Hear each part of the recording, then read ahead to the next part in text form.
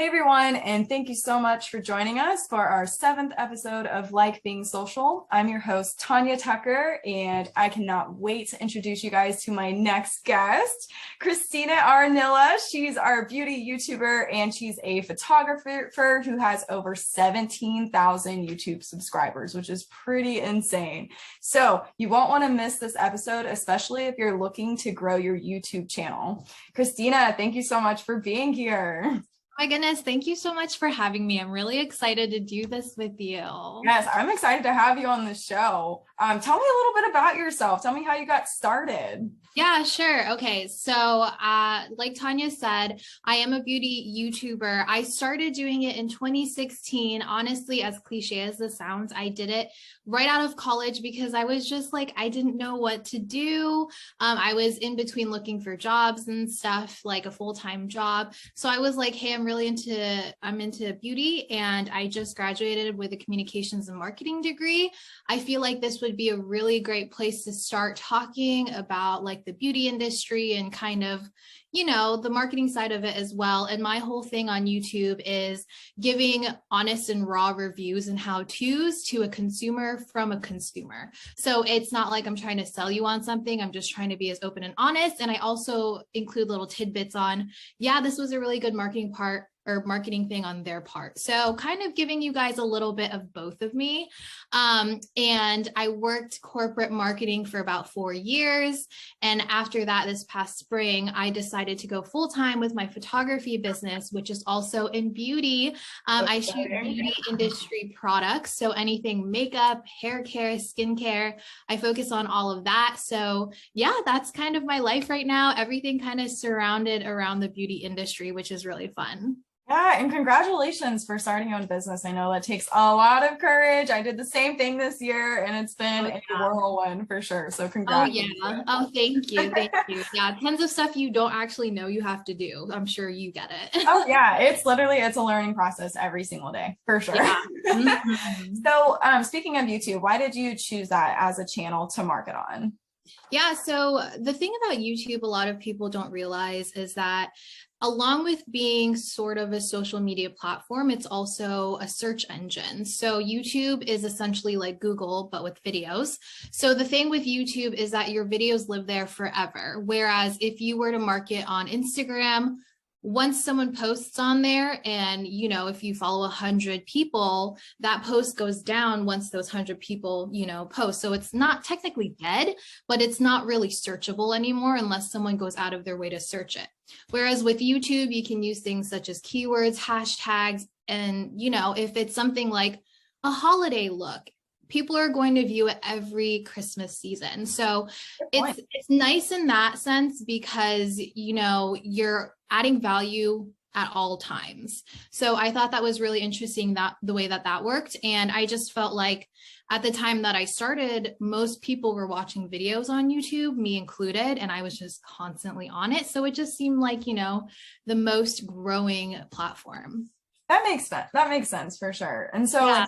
I guess speaking of growth and everything on YouTube, what do you attribute to the success of your growth on YouTube? So I was thinking about this because obviously there are a lot of factors, you know, and like I said, I've been on there for a long time, since 2016. And for a long time, my channel was pretty stagnant. I wasn't quite sure what was making me grow and what was kind of causing me not to grow on the flip side of that. Mm-hmm. And I kind of attribute it to one, consistency, and two, really looking at your analytics and your data. That's something that I kind of didn't do for a long time. Right. And last fall, I actually enrolled into a YouTube course with a coach, and we kind of analyzed my channel, what was doing well, what wasn't doing well, and just kind of looking more into the data part of it, because I was going at it in a very organic way, which is never a bad thing, but I kind of didn't have a good direction. Okay. And I decided to stick very into my niche. I was trying new things beforehand, but I decided to stick to what most of my audience really, really liked and that what they resonate with. And Yeah, I mean, consistently posting, trying to beat my goal from the month before and the month before that. It's really a lot of work, and there are a lot of little tidbits, I guess, that people don't know that go into it, such as keywords. That's a huge thing, and having keywords in your descriptions, little Easter eggs and stuff. So stuff like that, just really looking at the analytic part of it and staying consistent with it, not giving up whenever, one video doesn't do as well, that's fine. Just continue on. Yeah, that's important to point out is don't give up. Definitely keep rolling with the punches, even if one video doesn't work necessarily as well as the other. It's all like I say social media is a really great testing ground, including YouTube, is testing what people like and what they don't like. So yeah. You had mentioned consistency a few times in that. So how often did you post on YouTube, or how often would you recommend to those who are watching to post on YouTube? So I tell people all the time that your first like 10 to 15 videos are practice videos. Okay. They're going to be out there, but it's kind of practice for you to learn what you're comfortable doing, like your isms on camera kind of. Yeah. And just getting into the ease of talking on camera. And those videos will always live there. If they grow, they grow. If they don't, that's okay. You still got something out of it, As far as consistency, you got to be honest with yourself. There was a time where I was like, okay, I got to post twice a week, every single week, no matter what. And it completely burned me out because I was working full time on top of that. So I would come home after a long day, try to shoot until like 1 a.m. trying to get videos out. Yeah, it was pretty intense. And for the beauty industry, things go quick. Like if there's a new launch, you got to get that out within the first 3 to 5 days. So it's a lot to handle, but you can always change your goals. And right now, well, actually not right now, because I haven't in like a week or two, but I try to post at least once a week. Okay. And then if I feel up to it, I'll throw in an extra video or so. Like, don't beat yourself up on it, like do what you can, because you produce the best quality when you're not burnt out. Right. Yeah. It's quality over quantity too. I think that's super important when it comes to any social media platform, for sure. Yeah, definitely. Yeah. So, I guess I wanted to ask more about your engagement strategies and the tactics that you use to communicate with your subscribers on YouTube. Like, how does all of that work? Oh my goodness. Thank you for asking that. I feel like that's a really great question. And that's something that a lot of people kind of neglect to pay attention to.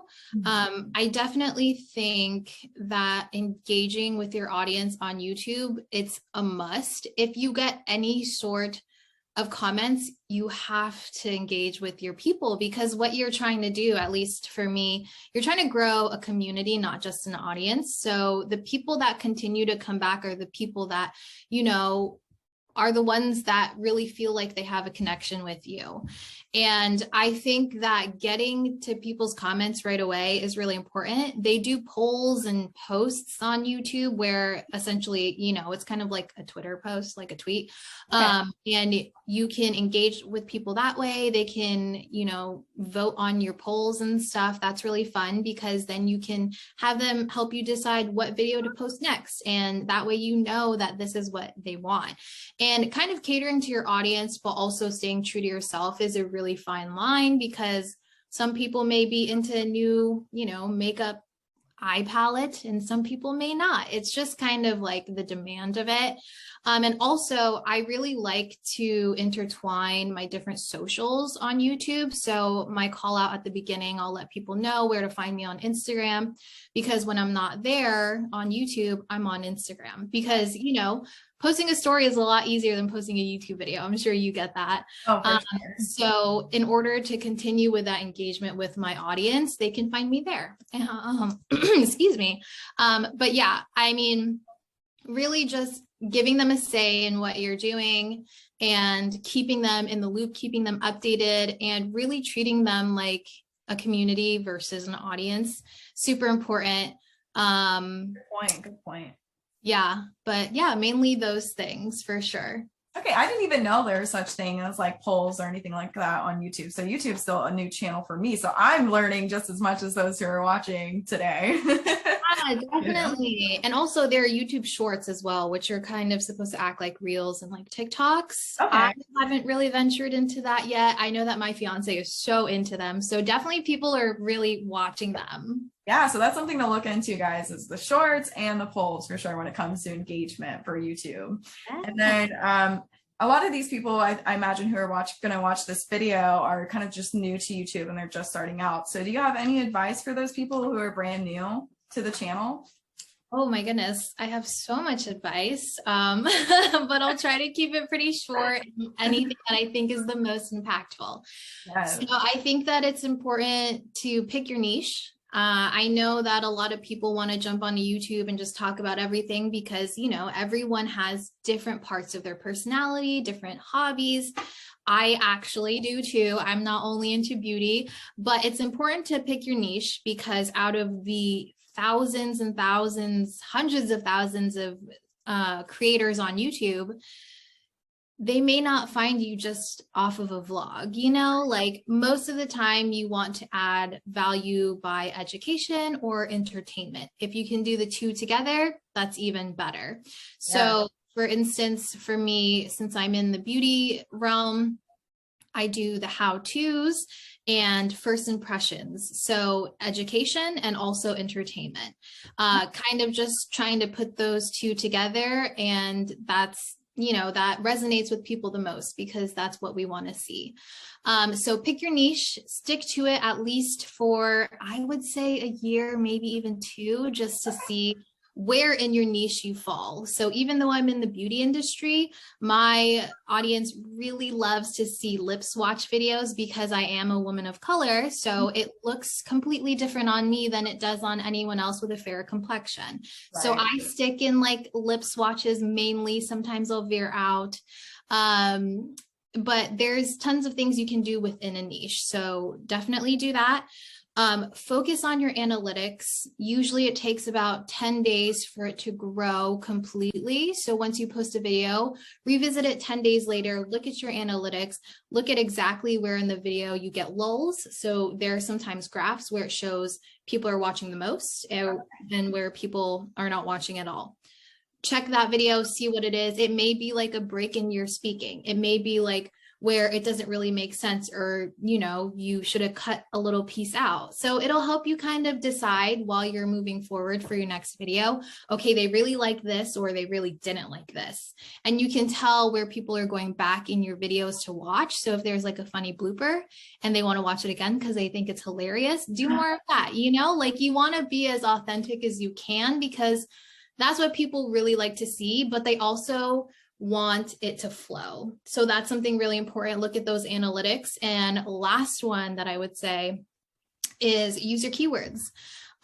People aren't really in tune with their keywords. They kind of just ramble in the description and also in the video. I do for sure. I talk a lot. But yeah, pay attention to your keywords. For me, mine are, you know, the brand name that I'm talking about and beauty YouTuber. That's a huge keyword. And medium skin tone, huge keyword for me because I fall into that category and a lot of my community also falls into that.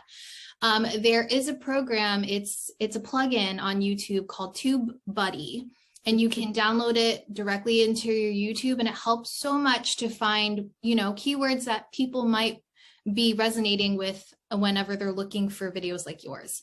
So write that down. Everybody write that down. Yeah, it's a great one. And I just recently started using it this past year, and oh my goodness, my growth has been insane. That plus the course that I took, it's, you know, everything combined. And oh, I guess this would be the last one, is to invest in yourself and invest in your business. I know, you know, thinking about YouTube, you see all those videos like, it takes $0 to start a YouTube channel. I hate to be the bearer of bad news, but it does not take $0. There, obviously, you need a camera. You need to buy products. At least for me, I buy new launches and stuff, but that's all allocated in the investment and the business part of the YouTube channel. And really investing in yourself and investing in your growth. Like I said, this past fall, I invested in that YouTube course, and it helped me grow from, I don't know, like 12K subscribers to now my 17.5K. So it's Wow. been good, you know, like sometimes you just kind of need an outside perspective to look at what you're doing and help you. And it's difficult when you're an entrepreneur and you're trying to do it yourself.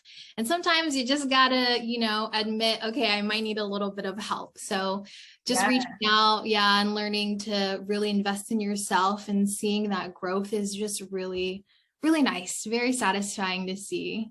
Yeah, and I feel like we could honestly have like an entire new video just on that alone, about investing in yourself and the things that really make up a great like YouTube channel, for instance, like you said, the equipment and stuff like that you can invest in. So those are really good points. And I appreciate you actually giving like specific examples, like when it came to your keywords and stuff like that. Like I think that's going to really help people.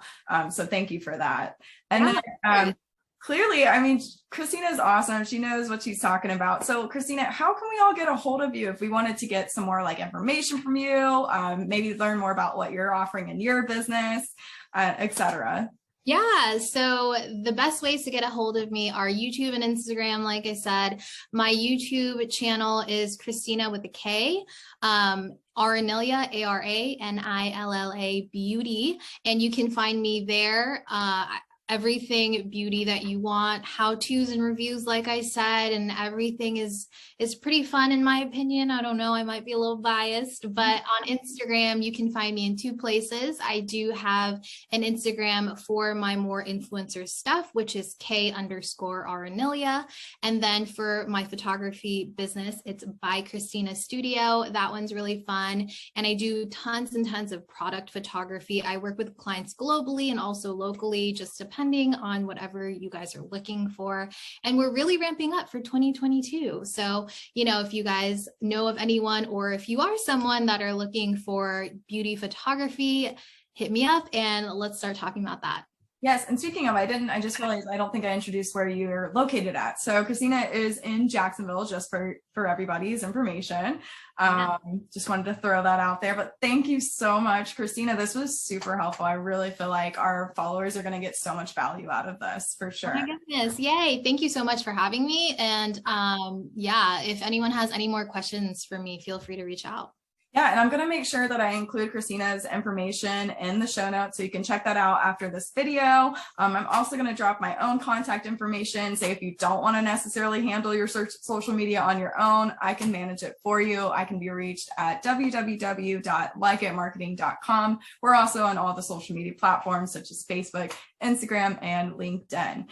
But anyways, thank you guys so much for watching. Again, Kristina, thank you so much for being here. I hope you guys all stay tuned for our very next episode, and we will see you guys soon. Thank you.